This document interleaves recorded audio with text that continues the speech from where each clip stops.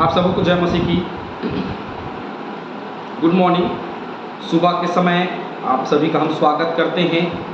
एक बार फिर से आज के क्लास में हम आगे बढ़ेंगे और बढ़ते हुए निर्गमन की किताब से हम देखना आरंभ करेंगे 20वां अध्याय और उसका 14 वचन से आगे आज हम देखना आरंभ करेंगे। जैसे हमने पिछले क्लास में देखा था तो खून न करना, वैसे अगली आज्ञा में उसी से रिलेटेड बहुत करीब से जुड़ा हुआ जैसे हमने प्रचार किया है, तू विचार न करना। एक बहुत ही अच्छा समय रहा है कि तू जो विचार न करना, ये वचन आना जरूरी था इसलिए क्योंकि संसार में शरीर की अभिलाषाओं से जुड़ करके यदि कोई चीज़ है तो वो व्यभिचार है। और शरीर के अभिलाषाओं से अलग जो दुनिया है हम उसको आत्मिक और परमेश्वर से जुड़ा हुआ मानते हैं। चैनल को लाइक करें, सब्सक्राइब करें, शेयर करें ताकि ये जो 7वीं आज्ञा है कि तू व्यभिचार न करना, इन 7 आज्ञाओं में ये एक शरीर की अभिलाषाओं से, देखिए तो खून न करना ये एक ऐसी आज्ञा है जो क्रोध से जुड़ा हुआ है, लेकिन ये तू व्यभिचार न करना ये शरीर की अभिलाषा से, मानवीय ह्यूमन अर्थात मानवीय हार्मोन से जुड़ी हुई बात है। ये किसी को देखकर कुछ लोगों का मानना यह है कि भाई व्यभिचार का मतलब होता है कि हम किसी के साथ में अल्टीमेट रहे या किसी के साथ में हमारा प्रेम जो है वो गहरा हो और सारी सीमाएं जो है वो लांघी जाए, तो उसको व्यभिचार कहा जाता है। लेकिन आपको पता है यदि हमने किसी को देखा और देख करके हमने सोचा उसके विषय में या बुरा ख्याल हमारे जहन में आया, हमारे दिमाग में आया, हमने चलचित्र बनाया, ये सब व्यभिचार की कैटेगरी में आता है। मन से किया हुआ पाप और खतरनाक होता है। यदि हम मन में, देखिए मन मंदिर में बसने वाला परमेश्वर है, यदि मन मंदिर में हमने पाप बसा लिया तो परमेश्वर नहीं बसेगा। वहाँ आत्मिक चीज़ें नहीं हो सकती, वहाँ संसारिक चीज़ें, शारीरिक चीज़ें, और उनके वजह से हमारी दशा पहले से और भी बदतर हो जाएगी। हमको व्यभिचार जैसे घृणित पाप और अपराध से बच कर रहना बहुत जरूरी है। बाइबल में वर्णित है कि एक भाई ने अपनी बहन को देखा, बहुत सुंदर थी, और उसने उसको बरबस अपना बना लिया, विचार किया। राजा दाऊद जो हैं वो बहुत ही अच्छे एक राजा और एक अच्छे विश्वासी और एक अच्छा परमेश्वर का भय मानने वाला व्यक्ति, जिसने अपनी सेनापति के पत्नी को देखा, नहाते हुए देख लिया, और देख करके उसने क्या कर लिया, मन में सोच लिया कि वो उसे अपना बना लेगा। और मन में देखा गया और देख करके उसने सोच लिया कि मैं उसे पत्नी बनाऊंगा, और यह सोच करके उसने पाप किया। बाद में इसको प्राप्त करने के लिए वो गलत करता। आज जो अप्रिय घटनाएं घटती हैं,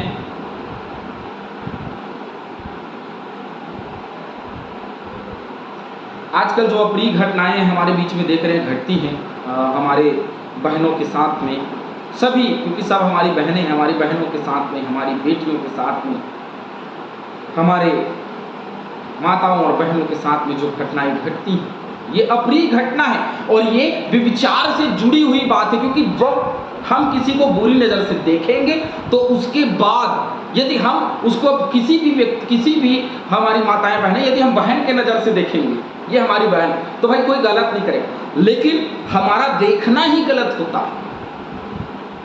कुछ गलतियां, कुछ गड़बड़ियां कहां से पैदा होती? व्यभिचार से, शारीरिक अभिलाषा से, मन की अभिलाषा से ये पैदा होती है, और पैदा होकर के उसको क्या करती है, उस प्लान को पूरा करती है और शरीर की अभिलाषाएं पूरी करना चाहती है, और इस वजह से व्यभिचार होता है। केवल पुरुष करते हैं ऐसा नहीं है, बहुत सारे दोनों पक्ष, स्त्री पुरुष दोनों तरफ से विचार होता है। ये मानवीय अभिलाषा है जिसको पूरी करने के लिए संतुष्टि नहीं है, पूरी करने के लिए संतुष्टि। यदि हम अपने पत्नी में संतुष्ट हैं, यदि हम अपने पति में संतुष्ट हैं, हम अपने रिश्तेदारों में संतुष्ट हैं, तो ये सारी गड़बड़ियां नहीं होंगी। हमारी संतुष्टि ना होने के वजह से हम शादी का अभिलाषाओं में, व्यभिचार में फंसते हैं। कुछ बातों को हम रखेंगे। ये 7वीं आज्ञा व्यभिचार को वर्जित करती है। लैब व्यवस्था की किताब 20 का 10, व्यवस्था विवरण 22 का 22। चलिए व्यवस्था विवरण 22 का 22 एक स्थल हम पढ़ेंगे।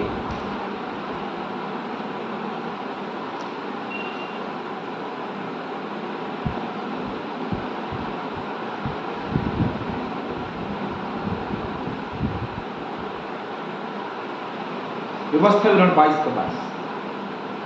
यदि कोई पुरुष दूसरे पुरुष की ब्याही हुई स्त्री के संग सोता हुआ पकड़ा जाए, तो जो पुरुष उस स्त्री के संग सोया हो वह स्त्री दोनों मार डाले जाए। इस प्रकार तू ऐसी बुराई को इस्राएल में से दूर करना। ये कितना घृणित पाप था कि जो स्त्री और पुरुष पकड़ी जाए उसको मार डाला जाए।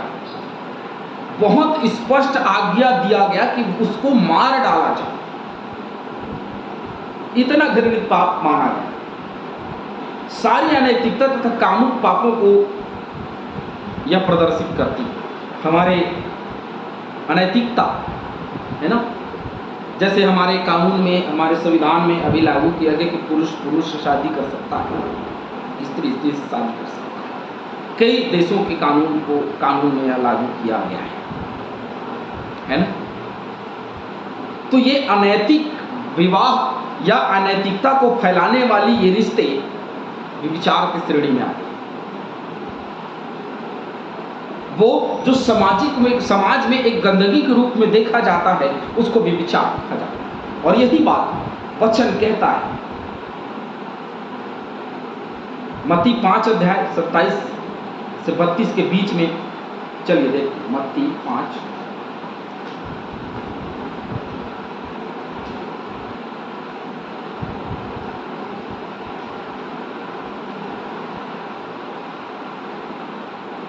तुम सुन चुके हो कि कहा गया था कि व्यभिचार न करना, परंतु तुमसे यह कहता हूं कि जो कोई किसी स्त्री पर कुदृष्टि डाले वह अपने मन में से व्यभिचार कर चुका।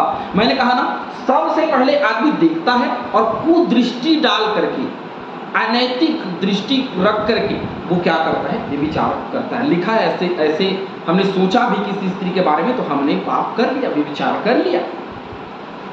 केवल अपने बिछौने में ला करके व्यभिचार करने की बात नहीं है।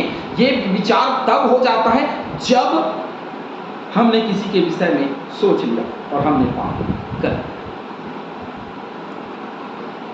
व्यभिचार अपने जीवन साथी के साथ अविश्वास योग्यता को भी दर्शाता है।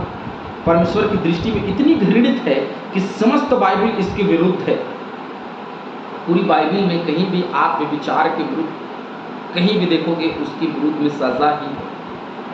दाऊद ने पाप किया, उसकी सजा क्या मिली पता है? वो परमेश्वर के भवन को बनाने के लिए उसको चुना गया, लेकिन वो परमेश्वर के भवन को नहीं बनाने पाया क्योंकि उसने पाप किया। होशे नबी की किताब को आप पढ़ेंगे तो वहां देखेंगे कि होशे नबी ने इजरायलियों के लिए व्यभिचार से रिलेटेड, व्यभिचार को परमेश्वर के विरुद्ध जाने वाले लोगों से जोड़ा है। मतलब व्यभिचार करना परमेश्वर के विरुद्ध में जाना। कितनी बड़ी बात है, बहुत बड़ी। पुराने नियम की व्यवस्था में इसके लिए मृत्यु दंड तय किया गया था, जैसे हमने व्यवस्था 22 के 22 को पढ़ा। इसके दुर्गामी तथा गंभीर परिणाम होते हैं या स्पष्ट, जैसे दाऊद को गंभीर परिणाम भुगतना पड़ा। पहला कुरिन्थियों 6:16 से 18।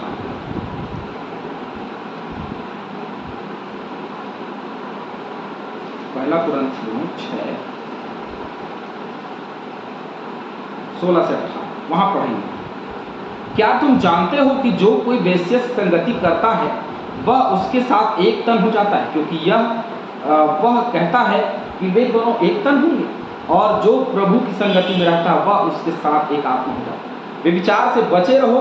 जितने और पाप मनुष्य करता है वे देह के बाहर है, परंतु व्यभिचार करने वाला अपनी ही देह के विरुद्ध में पाप, व्यभिचार करने वाला अपनी ही देह के विरुद्ध में पाप करता है, क्योंकि सारी पाप जो है वो शरीर के बाहर है, लेकिन व्यभिचार जो है वो शरीर के अंदर का पाप, जिसका परिणाम बहुत दंडनीय हो सकता है, बहुत गंभीर हो सकता है।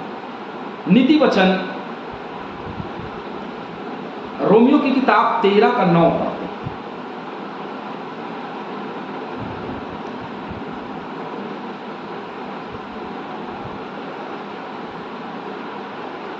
क्योंकि यह कि व्यभिचार न करना और हत्या ना कर। व्यभिचार न करना स्पष्ट है। लूका 18 का 20 भी पढ़ते हैं। चलिए,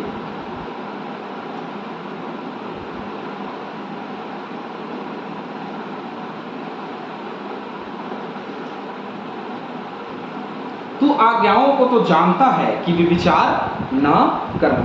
कई स्थानों में इसका वर्णन हमको देखने को मिलता है। नीति वचन निकालेंगे मेरे साथ। नीति वचन 6 अध्याय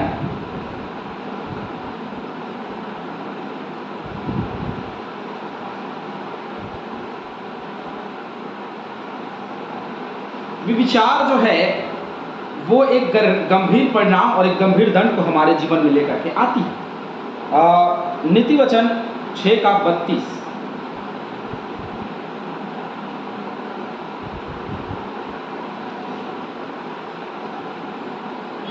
परंतु जो पर स्त्रीगामी करता है वह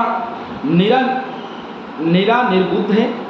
जो अपने प्राणों को नाश करना चाहता है वही ऐसा करता है। जो अपने प्राणों को नाश करना चाहता है वही ऐसे कदम उठाता है, वही भी विचार करता है। उसको घायल और अपमानित होना पड़ेगा और उसकी नाम धराई कभी ना मिटेगी।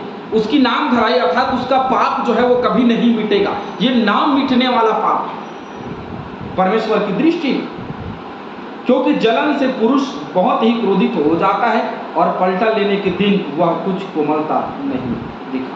ये घृणित अपराध है और कभी भी इसके परिणाम बहुत विपरीत होते हैं।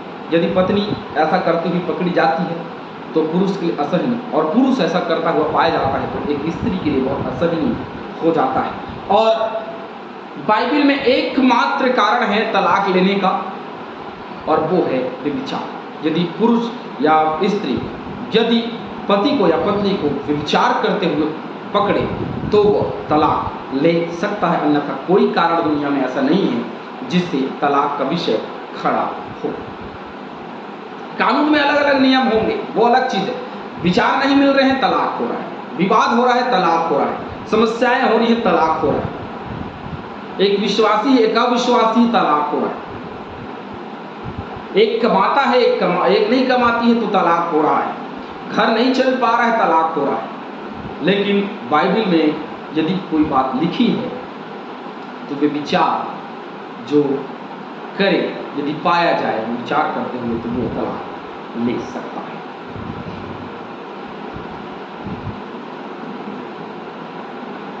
व्यभिचार अधिक गंभीर पाप है जब परमेश्वर की प्रजा के अगुओं द्वारा है। यदि देखिए, समाज के अगुओं के द्वारा यदि ऐसा किया जाए तो ये गंभीर पाप है ना।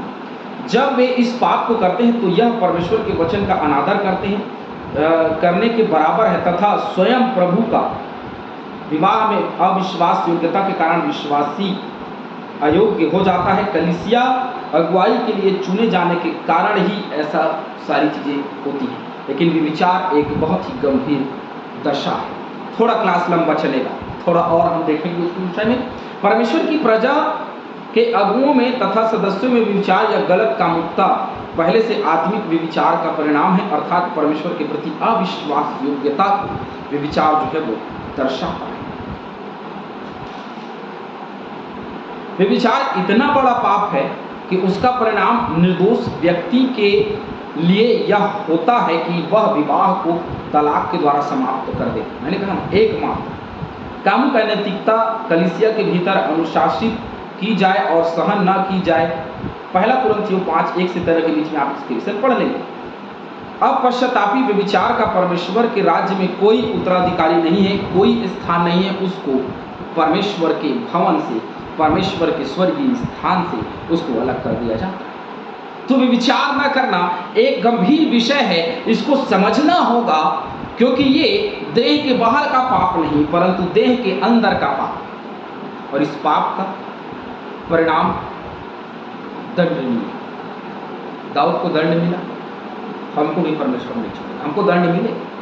क्या अनुग्रह बहुत इसलिए पाप करते नहीं? इतने बड़े पाप का मृत्यु दंड ही तय किया गया है, उसको पथरवाह करके मार डाला जाए। और कहीं भी नए नियम में भी आप व्यभिचार के विरुद्ध में कभी भी नरमी नहीं देखेंगे, वहां भी वही चीजें हैं। प्रभु यीशु मसीह ने स्पष्ट कहा, तलाक तब दिया जाए जब व्यभिचार करता हुआ पकड़ा जाए या पकड़ी जाए, क्योंकि दंड नहीं पड़ा। लेकिन एक स्थान पे एक महिला व्यभिचार करती हुई पकड़ी गई और उसको लाया गया और कहा गया कि ये विचार करती हुई इसको पकड़ा, हमको तलवार करके इसको मार डाला। क्या करें बताइए? प्रभु यीशु मसीह ने कहा, जिसने पाप नहीं किया वही पर करें। सचमुच में जिसने पाप नहीं किया वही दूसरे के ऊपर दोष लगाए। दोष लगाना बहुत आसान है, लेकिन उसको साबित करना बहुत कठिन है। कभी भी दोष लगा करके झगड़ा करना, लड़ाई करना सही चीज नहीं। पति पत्नी के बीच की दूरी बढ़ती है। विचार से बचे रहें, परमेश्वर के डर और भय में चलें, तो एक दिन विवाद खत्म हो जाएगा। यदि ऐसा चलता रहेगा तो परमेश्वर आप ही उसको अलग करें, क्योंकि जिसको जोड़ा उसको कोई अलग नहीं।